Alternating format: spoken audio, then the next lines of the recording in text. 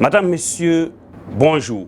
Nous sommes au barrage de Tanguin sur un bateau qui constitue un attrait touristique fabriqué par un Burkinabé. Il s'agit de Il Boudo Bassibri.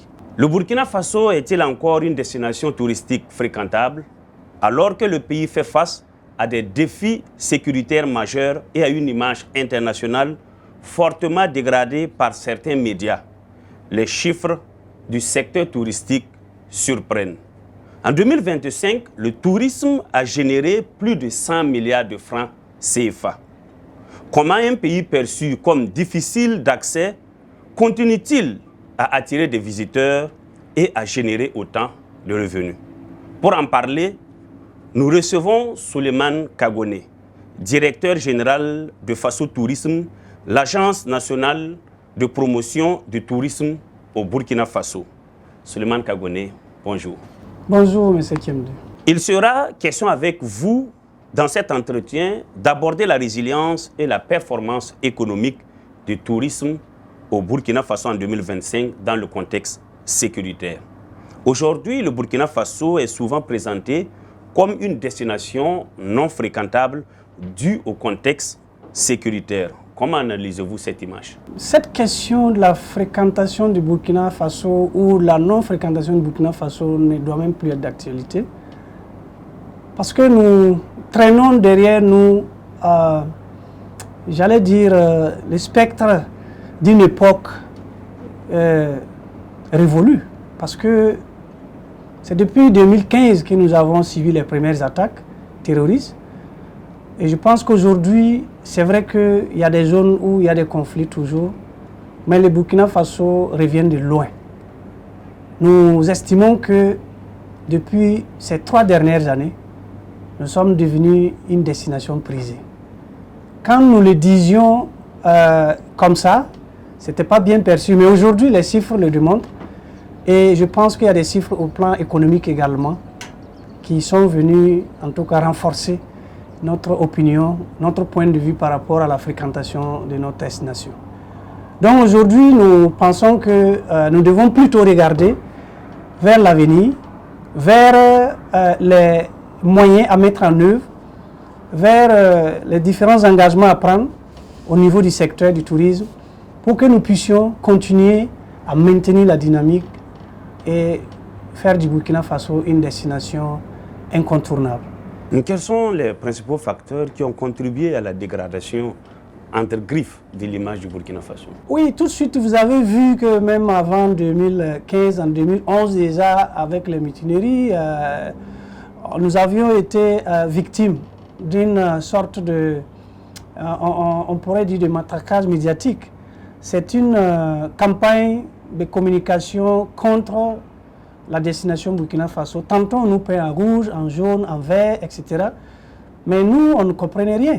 C'est après quelques années que nous avons vu effectivement l'impact, l'effet néfaste de ces coloriages en rouge du Burkina Faso. Et c'est autour de 2020, avec la Covid-19, que nous avons été frappés de plein fouet. Fort heureusement que c'est l'ensemble du monde entier qui a subi cette vague de crises sanitaires.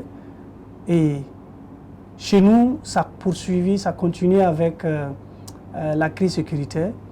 Aujourd'hui, je pense que nous sommes à une étape où nous pouvons tranquillement faire une analyse. C'est de façon expresse, de façon volontaire, que certaines officines, certaines puissances ou le colon. Qu'on qualifie de puissance impérialiste. Voilà, certaines puissances impérialistes ont voulu, ils ont délibérément choisi de nous peindre en rouge, de montrer des images dégradantes de notre pays, d'accentuer des crises qui n'existaient parfois pas. Nous avons vu des images défiler, des images d'ailleurs qu'on colle à des images du Burkina et on fait des commentaires pour dire qu'au Burkina Faso, c'est la guerre partout. On ne peut même pas sortir de l'aéroport international de Ouagadougou. Nous avons vu ces images défiler, nous avons entendu des discours sur des chaînes internationales. Et nous-mêmes, nous nous demandions souvent si c'était du Burkina Faso qu'on parle. Alors que la réalité touristique sur le terrain la réalité est tout autre. quand on parle du Burkina Faso post-crise, il faut reconnaître que nous avons recouvré plus de 80% du territoire national. Alors, entre 80% et 20% en cours de reconquête, je pense que nous pouvons nous réjouir de ce progrès. En tout cas, vous êtes un acteur terrain, vous touchez de réalité. Nous allons d'est en ouest, du nord au sud, mais ce que nous constatons, c'est que c'est véritablement une infime partie de notre territoire qui est pour le moment en cours de reconquête. Et ça ne doit pas faire vraiment l'objet de beaucoup de commentaires. Travaillons sur la partie déjà accessible, 80% c'est déjà énorme, et nous réjouissons que la majeure partie des sites touristiques du Burkina Faso soient accessibles. Voilà. Nous, pour preuve, nous avons les événementiels majeurs qui se déroulent chaque année. Chaque jour, vous avez des festivals qui se déroulent à l'intérieur du pays. Et nous revenons des cascades, des Tanouilles. Nous avons fait le tour de 4 à 5 villages, mais il n'y a véritablement pas de problème de sécurité et d'accessibilité. Comme votre structure, vous avez tenu à redorer l'image du Burkina Faso sur la scène internationale et sur les plateaux numériques. Quels sont les mécanismes que vous avez mis à ce niveau? Au départ, ça n'a pas été difficile pour nous parce que nous avons eu vraiment l'accompagnement des médias, publics comme privés. Nous avons juste expliqué qu'il faille que nous-mêmes, nous puissions nous réinventer et aller avec nos modestes moyens pour parler d'abord aux Burkinabés. Donc nous avons pu avoir accès à la radio nationale, à la télévision nationale, à d'autres médias privés qui nous ont ouvert les plateaux, qui nous ont reçus pour que nous puissions expliquer, convaincre les citoyens, d'abord les Burkinabés, qu'il n'en est rien. C'est parfois la psychose qui fait qu'il y a de la méfiance. Les gens hésitent à aller à Banfora, à Sendou, à aller à Tinkodogo ou à Samandeni. Mais nous avons passé le message que toutes ces zones sont accessibles. Et au-delà, nous sommes allés tenir des activités dans ces zones-là, dans ces localités, autrefois craint ou autrefois en tout cas peint en rouge. Et aujourd'hui, je pense que c'est nous-mêmes qui pouvons donner l'actualité, qui pouvons dire au reste du monde ce qui se passe chez nous. Parce que nous sommes sortis de notre torpeur. Nous n'avons plus peur d'aller, en tout cas à la découverte de nos merveilles, de nos sites touristiques, de notre patrimoine touristique. Donc pour nous, c'est comme si nous avons inversé les tendances. Aujourd'hui, avec nos réseaux sociaux, nous avons ouvert pas mal de comptes sur les réseaux sociaux. Et nous avons une plateforme en cours de mise en œuvre. Nous avons pas mal d'émissions que nous organisons pour parler du tourisme burkinabé, pour parler de la destination Burkina Faso. Et avec les relais qui se font de part et d'autre, il y a beaucoup de volonté, beaucoup d'influenceurs, beaucoup de bonne volonté, j'allais dire, qui accompagnent cette communication. Et nous pensons qu'aujourd'hui, ça commence à porter. Dès que nous publions, nous voyons que au-delà du Burkina Faso, aux États-Unis, en Europe, en Asie, il y a des partages, il y a des gens qui suivent l'actualité du Burkina Faso. Et je pense que c'est à travers cela que nous avons pu, petit à petit, reconquérir la confiance des amis du Burkina, ceux qui sont loin et qui pensent que le Burkina est difficile d'accès.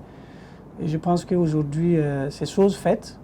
Quand on regarde les chiffres, ça témoigne de ces changements de paradigme qui fait du Burkina Faso aujourd'hui une destination plutôt prisée. En tout cas, les chiffres parlent d'eux-mêmes malgré le contexte sécuritaire et national et international défavorable. Le tourisme a généré plus de 100 milliards de francs CFA en 2025. Comment expliquez-vous cette performance? Ça ne nous étonne pas beaucoup parce que nous étions... C'est une dynamique qui consistait à mettre en place un certain nombre de mesures pour accroître la fréquentation des sites touristiques par les nationaux, à travers un programme qu'on appelait le programme de développement du tourisme interne. Et nous avons lancé des événementiels de promotion du tourisme tels que la grande saison du tourisme interne. Nous avons relancé le CITO, le Salon international du tourisme et de l'autorisme de Ouagadougou depuis 2023. Et je pense que toutes ces initiatives, et le gouvernement à côté a depuis 2023, a décidé que tous les événementiels, institutionnels comme privés, doivent se tenir. C'est un engagement ferme du gouvernement et je pense que les acteurs ont suivi. Ils ont répondu à cet appel et nous avons organisé l'ensemble, les FESPACO, la SNC, les CITO, les CIAO, etc. Près de 700 événements et festivals qui s'organisent au Burkina chaque année. Et tout ça, ça a permis véritablement de booster les secteurs, de redonner confiance aux nationaux et même à ceux qui sont à l'extérieur, qui suivent avec grand intérêt ce qui se déroule au Burkina Faso. Parce que, il faut le dire, la révolution actuelle, au-delà d'être une curiosité, est une fierté pour la nouvelle génération, qu'elle soit africaine, qu'elle soit occidentale, asiatique. Les Américains, vous suivez les vidéos qui rendent hommage au Burkina Faso à travers Internet, chaque jour. Les autres même parlent plus de nous. La jeunesse des quatre coins du monde soutient la révolution burkinabé. Simplement parce que quand vous regardez depuis ces 3 années, il y a de l'espoir. Véritablement, c'est cet espoir-là qui fait écho depuis ces pays-là. Et nous bénéficions, nous, au niveau du tourisme, de toutes ces actions de communication, de relais sur la destination Burkina Faso. Donc, en passant, il faut dire que le président, notre président, capitaine Ibrahim Traoré, en lui-même constitue un véritable effet boule d'attraction pour le Burkina. Lui, à lui seul, en tout cas, grâce à Ibrahim Traoré, nous avons des visiteurs qui nous viennent de partout. Juste pour avec les Afro-descendants. Les Afro-descendants, juste pour véritablement le rencontrer, le voir, parce que tout le monde, les gens ont connu Thomas Sankara ou ont entendu parler de Thomas Sankara. Les gens ont regretté la mort de Thomas Sankara. Aujourd'hui, c'est comme si c'était la renaissance, Thomas Sankara bis qui nous revenait véritablement, et ça crée de l'engouement. Cette communication directe, franche et juste que le président tient, et cette envie de faire du Burkina Faso un pays libre, intègre et digne, je pense que c'est le vœu de tout un peuple et beaucoup de gens s'identifient, beaucoup de peuples en tout cas s'identifient à travers notre président et souhaitent avoir des présidents comme Ibrahim Traoré qui vont lutter pour leur indépendance véritable, parce que vous savez aujourd'hui, il y a pas mal de pays, leur indépendance est des noms, ils sont véritablement sous le joug de l'impérialisme. Et je pense que toutes ces actions concourent à la bonne visibilité du Burkina Faso. Nous, quand nous voyageons à l'extérieur, la première des choses, c'est de tout faire pour que le drapeau du Burkina Faso apparaisse quelque part. Aujourd'hui, c'est chose faite. Nous sommes très bien connus à l'extérieur à partir de nos couleurs nationales et à partir du président du Faso. Ce qui fait que nous avons des touristes qui viennent de partout à travers le monde. Quel secteur est le plus porteur au niveau du tourisme? Quels sont les secteurs qui sont les plus porteurs?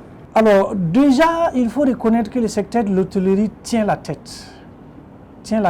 Quand vous voyez les chiffres, quand on présente 75 milliards de recettes touristiques, 100 milliards, etc., c'est beaucoup plus les recettes au niveau, les chiffres d'affaires au niveau du secteur de l'hôtellerie, les établissements touristiques d'hébergement.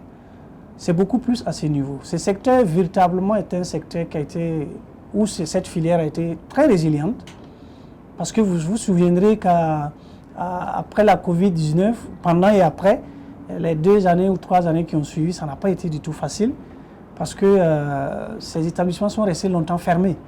Et il y avait les interdictions de regroupement, et ça a beaucoup joué sur la fréquentation de notre destination et naturellement sur ces établissements. Mais très rapidement, avec la volonté du gouvernement de les accompagner, avec également l'apport ou la mobilisation des acteurs autour des défis à relever, nous avons pu ensemble lancer des actions qui ont permis à ce secteur de se retrouver rapidement et de se mettre en selle et de pouvoir rattraper le retard perdu.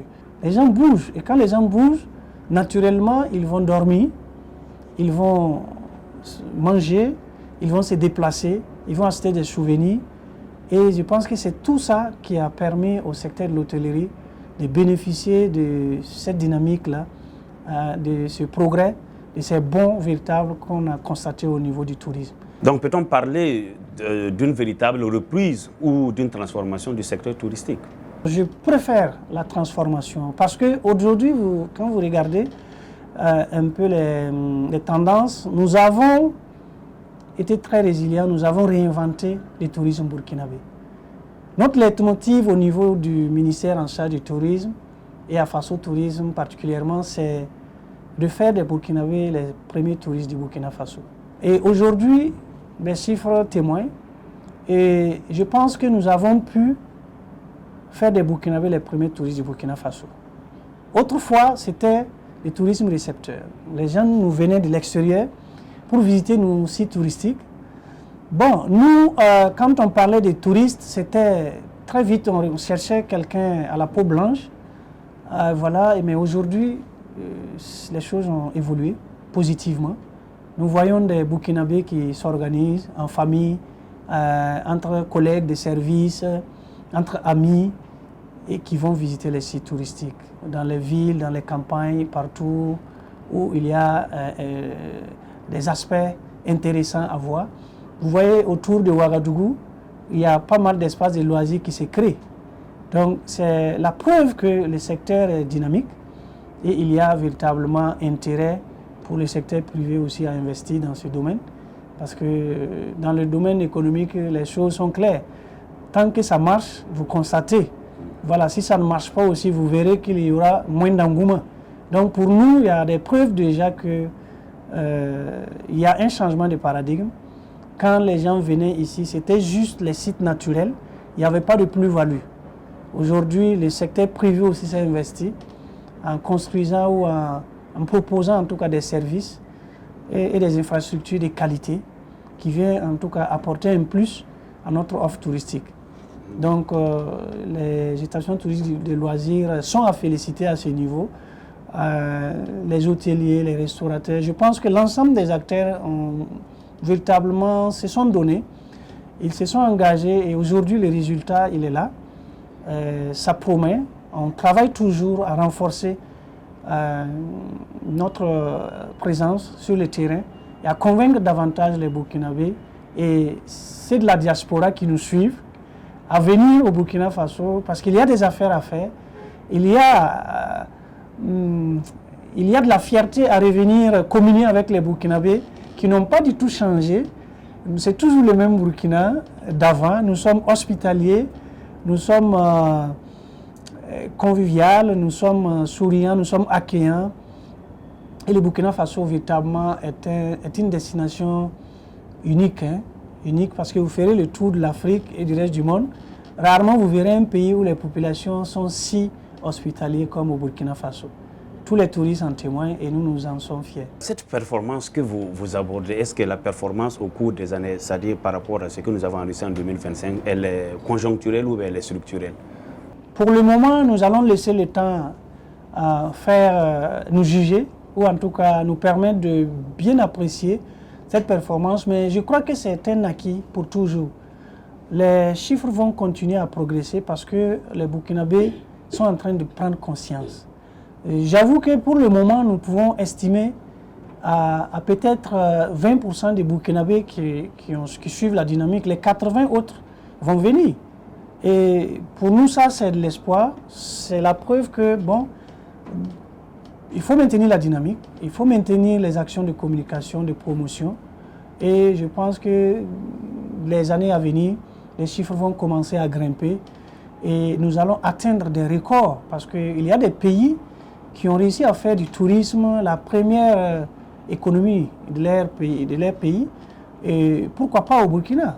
Nous, notre objectif, c'est ça, c'est faire du tourisme, en tout cas le premier secteur économique rentable qui permet de tenir notre économie et qui permet vraiment d'accroître en tout cas la visibilité du Burkina Faso, la renommée du Burkina Faso à travers tout le monde entier. Le tourisme interne, j'ai parlé de tourisme domestique, vous avez préféré l'expression tourisme interne. Est-ce que c'est ce secteur ou c'est ce pilier qui est devenu la pièce maîtresse? Bien sûr, bien sûr. Je pense qu'à travers nos actions de promotion du tourisme interne, nous avons réussi à impacter positivement. Et la preuve, quand vous partez sur les sites touristiques aujourd'hui, les sites refuges du monde, surtout les sites touristiques au niveau des centres urbains. Quand vous prenez le mémorial Thomas Sankara aujourd'hui, c'est extraordinaire. Quand vous arrivez, vous voyez plein d'enfants. C'est près de 700 à 800 visiteurs. Parfois, ils atteignent le millier. Alors, le parc Banruego, le parc Banruego a fait près de 1200 visiteurs le 8 mars 2026. Le parc Banruego. Le directeur m'a carrément montré les chiffres. Il dit qu'il ne s'en revient pas parce que... Et ça, on l'a constaté, c'est après notre passage avec le train urbain, ça a créé de l'engouement. Les différentes communications. La structure a créé une page Facebook et il y a de la communication, il y a de l'information qui passe. Et j'avoue que c'est ça qui manquait au Burkinabé. Ils n'avaient pas la bonne information et ils n'avaient pas aussi en face les mots justes ou en tout cas les termes justes pour les convaincre. Parce que nous, notre lexique au niveau du tourisme était adressé ou était destiné en tout cas aux touristes internationaux, aux touristes qui nous viennent de l'extérieur. Au flux extérieur. Voilà. Aujourd'hui, nous tenons des discours adaptés au niveau de compréhension de nos citoyens, de nos concitoyens, et adaptés aussi aux besoins de nos frères burkinabés. Donc, tous ces éléments-là sont venus renforcer la fréquentation des sites touristiques par les nationaux.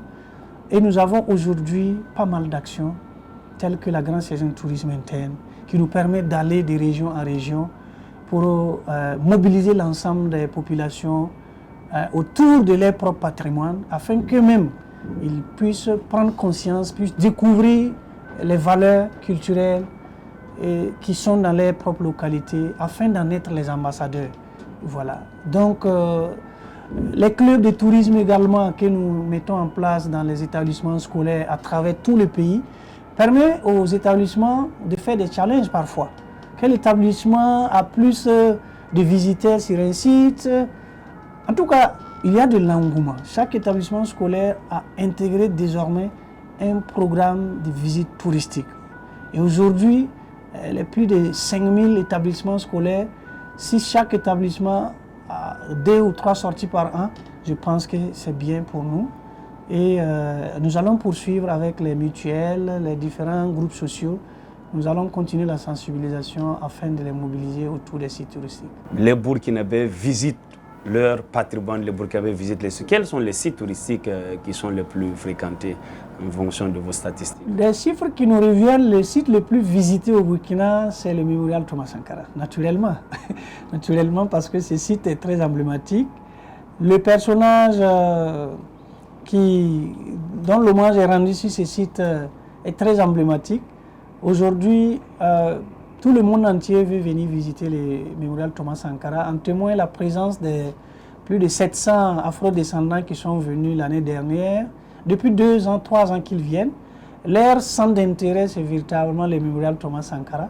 Il y en a même qui viennent pour en faire un lieu de pèlerinage, qui viennent se recueillir, qui viennent vivre les émotions de la Révolution, vivre les souvenirs de la Révolution. Ils ont entendu parler de Thomas Sankara, des idéaux de la Révolution. Et ce site-là, véritablement, fait la fierté du Burkina Faso. Nous voulons en faire un site de référence pour notre pays. Je pense que les projets d'envergure qui vont se réaliser bientôt vont permettre vraiment de bien positionner ces sites-là au plan africain et même mondial. Des touristes internationaux continuent d'affluer vers le Burkina Faso. Quelles sont les nationalités qui nous fréquentent le plus? Aujourd'hui, vous savez, nous avons des visiteurs qui nous viennent de partout, de l'Inde, de la Chine, de la Russie, de la Turquie. Nous avons des partenaires traditionnels qui visitent le Burkina depuis même la période des crises. Vous savez, c'est l'Occident et les Amériques qui nous ont peint en rouge. Sinon, l'Asie, continue de fréquenter le Burkina Faso depuis belle lurette. Mais des citoyens occidentaux continuent de venir. Oui, aujourd'hui en tout cas, nous sommes même étonnés de constater qu'il y a beaucoup plus de demandes qui nous viennent des pays comme la France, la Belgique, l'Allemagne, des demandes de visa. Mais véritablement, nous sommes étonnés. Donc, nous avons reçu pas mal de public. Hein. Quand nous regardons les chiffres, c'est beaucoup plus les Belges, c'est beaucoup plus les Allemands, c'est beaucoup plus les Américains, c'est beaucoup plus les Russes, les Chinois et les Indiens.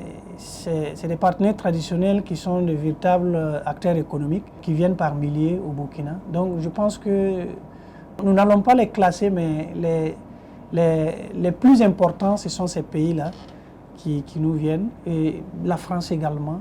Nous avons reçu des groupes qui nous sont venus de l'Allemagne et de la France dernièrement, des États-Unis. Chaque jour, nous recevons des demandes de visa et parfois, ils nous demandent d'intercéder auprès des structures en charge du traitement des dossiers de visa pour faciliter un peu, parce que véritablement il y a pas mal de visiteurs qui veulent venir découvrir le Burkina Faso aujourd'hui. Et quels sont les sites qui les intéressent le plus?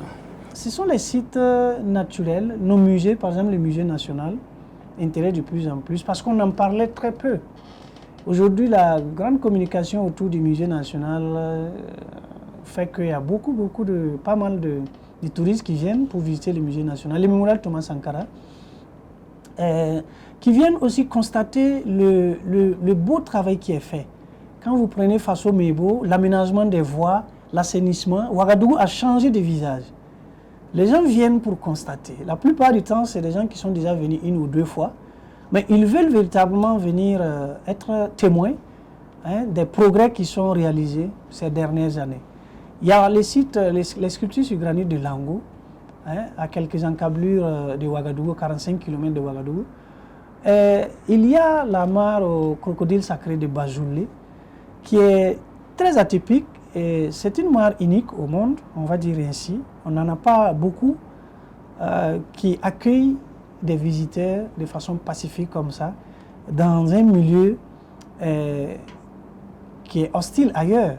Quand vous prenez les mares aux crocodiles, au Burkina, il y en a 2 ou 3, je connais 3 qui sont sacrés où on peut s'approcher, mais je n'ai pas encore vu un exemple ailleurs. Donc ces sites-là sont vraiment singuliers et permettent vraiment de créer de l'engouement, de créer de la visibilité et d'attirer des visiteurs vers le Burkina Faso. Nous avons des sites emblématiques comme le pic de Sendou. Le pic de Sendou à 45 km de Banfora. Nous avons à quelques encablures de Banfora les cascades de Karfigla, les dômes de Fabédougou, le lac de Tengrela, où vous pouvez voir des milliers d'hippopotames dans un lac. Vous pouvez vous approcher, faire des photos sans grand risque, parce que c'est un lac sacré. Il y a une sorte de familiarité entre les hippopotames et les résidents. Nous avons des sites naturels. Il y en a 1080 sites touristiques au Burkina. Aussi riches, aussi magnifiques, les uns les autres. Donc j'aurais du mal à choisir, mais je pense que nous avons un répertoire assez bien fourni et les visiteurs sont attendus pour faire le tour. Nous avons également une population magnifique. Il ne faut pas oublier que nous n'avons pas que les sites touristiques. Oui, justement, vous en parlez tout de suite, les grands événements comme le FESPACO, le CIAO, la SNC, le CITO. Voilà, la dynamique, aujourd'hui, quel est leur rapport, eux, à leur niveau? Oui, quand vous regardez un peu, le FESPACO date des années 69, 70. La SNC des années 80, 84 particulièrement. Et quand vous regardez, tous ces événementiels sont devenus de véritables motifs d'arrivée des touristes au Burkina Faso.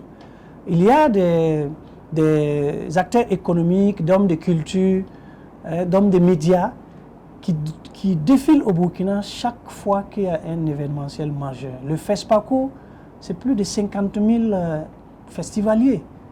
Vous regardez les CIAO, c'est autant de festivaliers, la SNC bientôt, vous verrez près de 200 000 personnes qui vont venir participer à la SNC. Bon, alors quand on fait le point, on s'est dit, bon, au-delà de ce que nous avons comme offre naturelle, originelle, il y a aussi notre savoir-faire.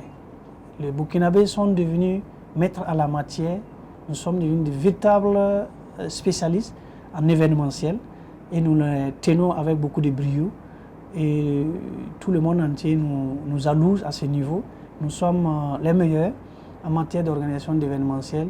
La preuve est que depuis près de 40 ans, 50 ans, il y a des événementiels qui se tiennent sans interruption et ça s'agrandit d'édition en édition. Et ces événementiels permettent aux Burkinabés aujourd'hui de se rendre compte que leur pays est résilient et que c'est à nous de nous mobiliser autour de ces événementiels pour valoriser notre patrimoine culturel. Et nous avons, face au tourisme, compris que les événementiels peuvent être véritablement un creuset pour renforcer la culture, la pratique du tourisme. Donc nous avons initié ce qu'on appelle la mise en tourisme des événementiels. Donc chaque année, environ 8 événementiels majeurs sont identifiés et nous les mettons en tourisme.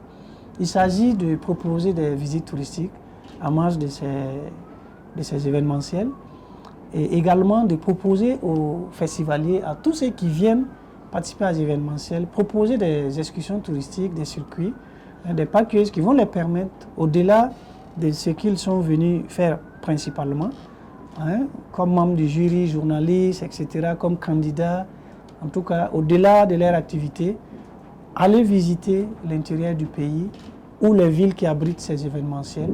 Et je pense qu'aujourd'hui, c'est devenu presque, c'est vraiment un acquis parce que nous avons beaucoup de porteurs d'événementiels, de promoteurs qui viennent vers nous pour pouvoir intégrer la mise en tourisme. Et nous espérons que l'ensemble des promoteurs le feront et ce qui fait grandir également ces événementiels parce que ça permet de diversifier les activités, d'attirer de plus en plus de monde et d'aller vers une meilleure connaissance des différents secteurs d'activité.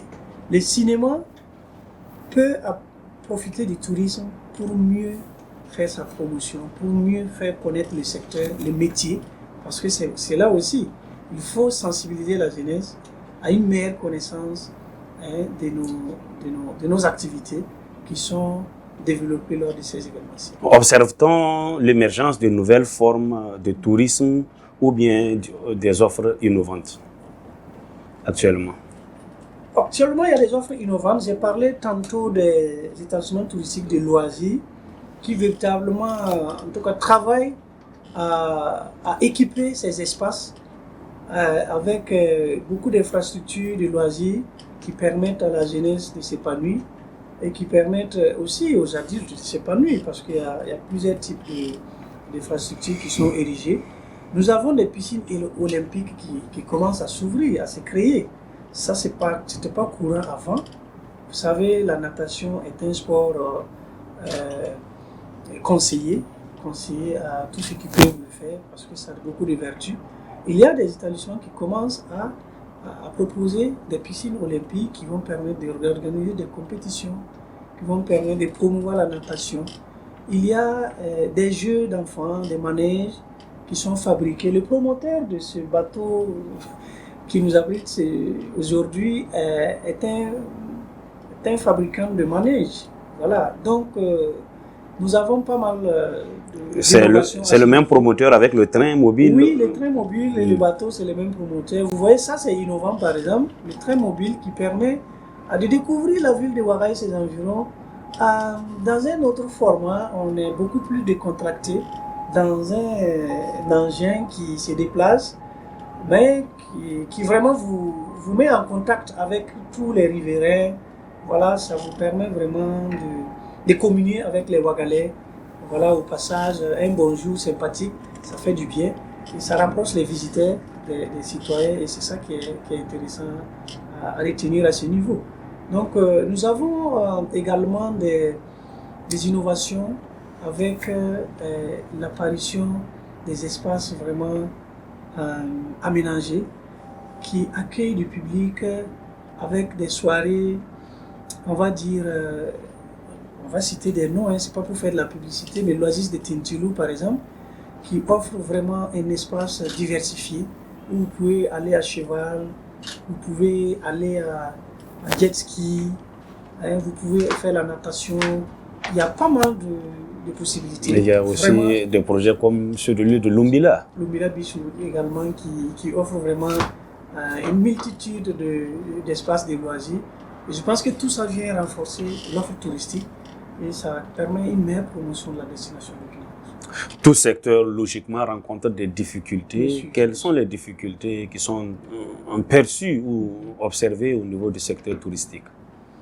La première difficulté, c'est l'offre touristique naturelle. Vous voyez, nous avons traversé une période de vaches maigres avec la crise qui s'était accentuée, la psychose. Les populations ne fréquentaient pas, nos sites étaient un peu délaissés. Alors, ces retours, nous venons de trouver des sites qui sont restés longtemps sans aménagement. Donc, à ce niveau, il y a un gros travail à faire. Il y a du boulot et tout le monde est invité à s'impliquer parce qu'il faut reconnaître l'accessibilité souvent par moment avec l'érosion. Certaines voies d'accès ont besoin d'être aménagées. Certains sites hydriques ont été ensablés. Il faut les désensabler. Certains sites ont perdu un peu des signalétiques du fait de l'érosion des vents et du fait aussi peut-être de certains facteurs humains. Donc tout ça, c'est un travail à faire. C'est un travail à faire et il faut retoucher les manches et mobiliser l'ensemble des acteurs afin que nous puissions petit à petit donner un visage très reluisant, agréable de nos sites touristiques. Ensuite, il y a l'aspect service de qualité. Le personnel, on va commencer par les guides par exemple. Vous voyez, avec la période que nous avons traversée, beaucoup de guides ont changé de métier. Parce qu'il faut bien nourrir la famille.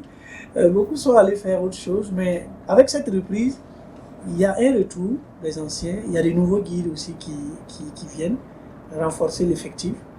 Mais toujours est-il qu'il faut à ce niveau, en tout cas, continuer la formation. Nous avons formé ces 50 guides en 2 ans et nous espérons pouvoir continuer à renforcer les capacités à pouvoir prendre en charge les populations locales, nationales, en les initiant au guidage, aux techniques de guidage en langue nationale. Parce que comme on l'a dit, le développement du tourisme interne rime avec pratique de la langue nationale. Donc ce sont les nationaux qui vont désormais être les premiers touristes du Burkina. Donc il va falloir intégrer aussi les besoins qui sont que, bon, au niveau de la langue et au niveau de certaines expressions, il faut aller les rechercher dans les langues locales pour pouvoir transmettre le message juste. Donc tout ça, c'est des défis à relever. Même au niveau du secteur public, au niveau par exemple de Faso Tourisme, il y a eu une réforme qui est intervenue en 2024. L'ONTV qui est devenu Faso Tourisme, nécessairement il faut des efforts, il faut recruter de nouveaux personnels qui puissent porter les nouveaux défis, des personnels qualifiés avec des spécificités qui répondent aux besoins actuels. Voilà. Donc il y a pas mal de difficultés à tous les niveaux, mais je pense que nous sommes bien lancés, nous sommes bien conscients de cela et nous allons travailler à minimiser ces difficultés et à avoir des progrès à chaque fois. DG, directeur général de Faso Tourisme, quel message avez-vous à adresser aux investisseurs et touristes qui hésitent à venir investir au Burkina et à visiter le Burkina? Le message, c'est dire aux investisseurs, à tous ceux qui souhaitent investir en Afrique et au Burkina, de venir sans hésiter. Parce que le Burkina Faso renaît, le Burkina Faso est en train d'emprunter un chemin vraiment d'espoir. Parce que quand nous regardons la dynamique actuelle, tous les secteurs d'activité sont en plein développement. Malgré ce que certains laissent croire, certaines communications laissent croire, nous avons Nous tendons vers l'autosuffisance alimentaire. Nous tendons vers une économie, les chiffres l'ont démontré. Je pense que le ministère des Affaires étrangères a fait un entretien avec les hommes de médias à ce sujet. Il y a beaucoup d'évolutions. Sur le plan économique, nous avons fait beaucoup de progrès, beaucoup de bons en avant. Nous exploitons pas mal de ressources minières nous-mêmes aujourd'hui. C'est le signe que nous sommes de plus en plus riches. Le Burkina Faso, quand vous regardez les acquisitions, que ce soit pour l'armement, que ce soit pour l'agriculture, l'élevage, à tous les niveaux, vous voyez des acquisitions. Le pays est en chantier. Le pays est en chantier, voilà, il y a des grandes routes qui sont en construction. Et ça, véritablement avec les ressources du pays. Donc, c'est des signaux qui montrent que malgré les efforts, malgré la difficulté à retrouver la stabilité d'avant, nous avons des signaux très très rassurants. Et c'est cela qui est intéressant. Dans les 2-3 années à venir, je pense que nous pourrons être un Eldorado pour pas mal de contrées, pas mal de gens qui vont chercher à venir investir au Burkina Faso. Au niveau du gouvernement, je pense qu'il y a l'activité qui consistait à présenter les projets structurants du Burkina Faso, c'est bien tenu. Et il y a pas mal de projets structurants qui ont été présentés aux investisseurs. Je voulais parler du Forum des investisseurs, voilà, qui a eu lieu à Ouaga 2000. Et nous avons pu constater que dans tous les secteurs d'activité, il y a véritablement des projets structurants bien montés, avec des documents fiables, des études qui ont été réalisées. Et je pense que ça, c'est de nature à rassurer les investisseurs à venir investir au Burkina. En tout cas, au niveau du tourisme, nous avons le projet Mémorial Thomas Sankara qui attend les investisseurs. Il y a celui aussi de Big Togo, qui est un complexe touristique qui va vraiment nous plonger dans les styles où tout ce que nous rêvons de voir en Europe, nous allons les réaliser au Burkina Faso, afin de maintenir les Burkinabés et faire venir plutôt les étrangers au Burkina, parce que nous voulons également être une destination qui compte. Le message au Burkinabé. Le message au Burkinabé, c'est de ne pas être complexé, parce que nous avons un très beau pays, riche.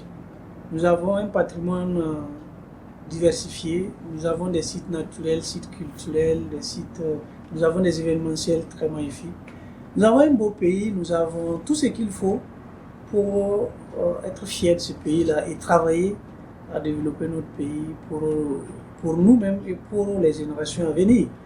Nous demandons tout simplement aux Burkinabés de sortir un peu de leur timidité, de leur modestie. Nous sommes très modestes, c'est bien, mais de commencer aussi à être curieux, de savoir ce qui se passe autour de nous à travers les sites touristiques. Nous découvrons beaucoup de choses. Les visites que nous effectuons dans les musées nous permettent de connaître l'ensemble des communautés qui vivent au Burkina Faso.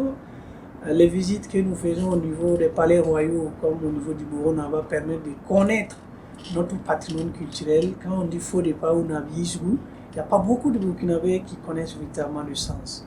Et je pense que c'est véritablement ça, inviter les gens à sortir davantage, aller visiter les sites touristiques et être les premiers ambassadeurs du Burkina Faso. Personne d'autre ne fera la promotion de notre pays à notre place. Nous l'avons su maintenant. Et c'est pour cela que vous constatez ces changements. Et nous invitons les 25 millions de Burkinabés à emboîter le même pas. Souleymane Kagone, directeur général de Faso Tourisme, merci de vous être prêté à nos questions.